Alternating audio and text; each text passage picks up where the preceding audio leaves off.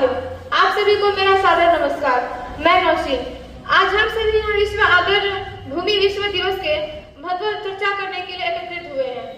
4 फरवरी 2019 को पूरी दुनिया में 2 फरवरी को विश्व आर्द्र भूमि दिवस के रूप में मनाया गया। आर्द्र भूमि दिवस का आयोजन लोगों और हमारे ग्रह के लिए आर्द्र भूमि की महत्वपूर्ण भूमिका के बारे में डे हर साल 2 फरवरी को मनाया जाता है। इसका मुख्य उद्देश्य मानव जीवन और पृथ्वी के लिए आर्द्र भूमियों जैसे झील, नदियां, दलदल की महत्वपूर्ण भूमिका के बारे में जागरूकता बढ़ाना है, क्योंकि ये जल शुद्धिकरण, बाढ़ नियंत्रण और जैव विविधता के लिए अत्यंत आवश्यक है। अब हमारे बीच हमारे विद्यालय के सम्मानित प्रधानाध्यापक महोदय जी आएंगे और कुछ विश्व आर्द्र भूमि के बारे में कुछ जानकारियां देंगे।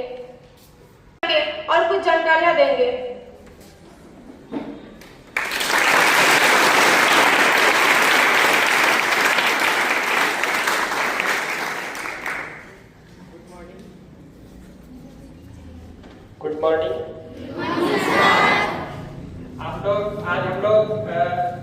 आज विश्व आर्द्र भूमि दिवस है। आज हर एक साल 2 फरवरी को मनाया जाता है आर्द्र भूमि दिवस।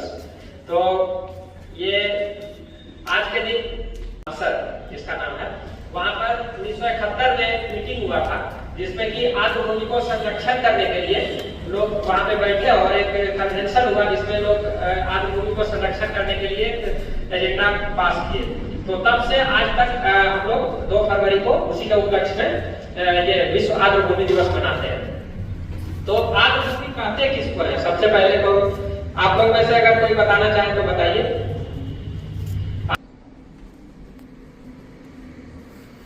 देखिए, वेटलैंड जो होता है ना, आर्द्र भूमि, वो दलदल वाला क्षेत्र होता है, जहां पर कि पानी और पानी का ज्यादा गहराई ना हो, दलदल, तभी हम लोग उसको आर्द्र भूमि बोले हैं।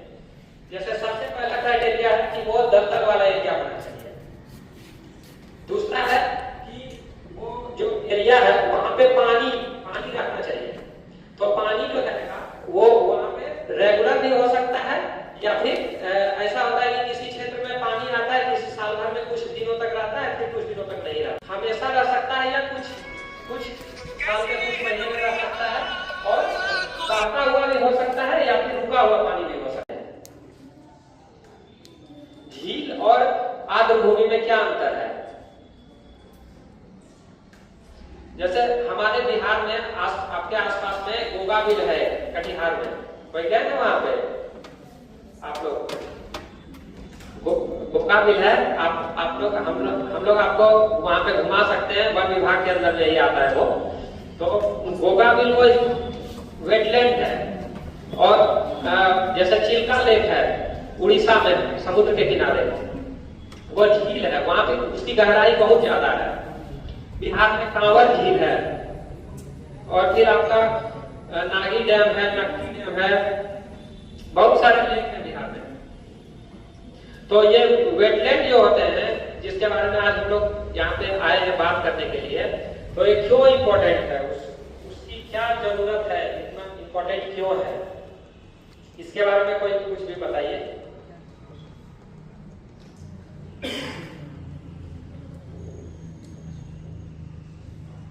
बहुत अच्छा है, सिंचाई भी कर सकते हैं उसका पानी को, बहुत जगह उसके पानी को पीते भी हैं।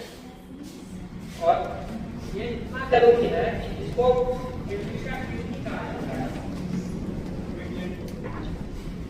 इसी के बारे में जागरूकता फैलाने के लिए आज हम लोग यहाँ पे आए।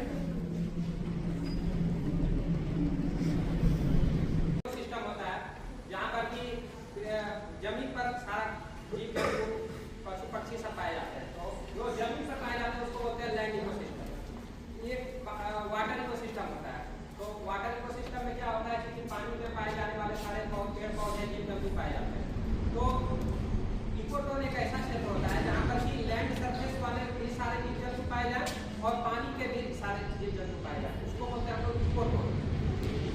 तो ये जो वेटलैंड्स होते हैं वो एक तरह से इकोटोन है, जहाँ पर कि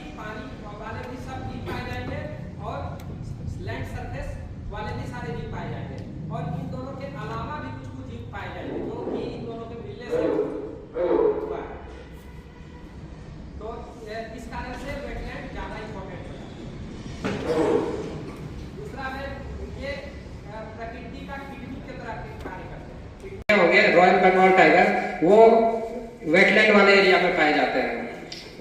एक सींग वाला गेंडा, इसके बारे में सुने होंगे, वो भी इसी क्षेत्र में पाया जाता है।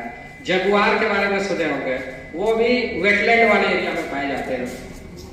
तो वेटलैंड वाले एरिया में जैव विविधता बहुत ज्यादा होती है।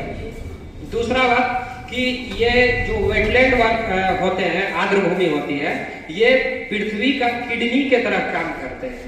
जैसे हम लोग का किडनी का मेन काम है कि खून में जो भी अपशिष्ट पदार्थ हो, चाहे गंदा चीज है, उसको छान लेती है, उसके बाद ब्लड को प्यूरिफाई करती है, उसको शुद्ध कर देती है। उसी तरह से ये जो वेटलैंड आर्द्र भूमि होती है, ये क्या होती है कि जहाँ पे पानी बह रहा है, मान लीजिए वहां पर पानी गंदा भी बहुत जगह होता है, पानी उसमें हैवी मेटल्स रहते हैं, गंदगी रहती है, तो ये क्या करते हैं कि उसको एक जगह एकत्रित करते हैं।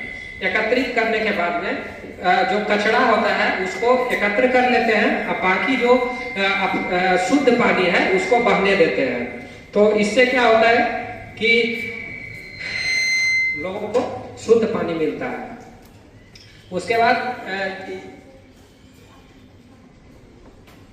आर्द्र भूमि में जो कचरे होते हैं, ये एक जगह बैठ जाते हैं, तो आर्द्र भूमि में जो बैक्टीरिया रहते हैं वो उसको डिकम्पोज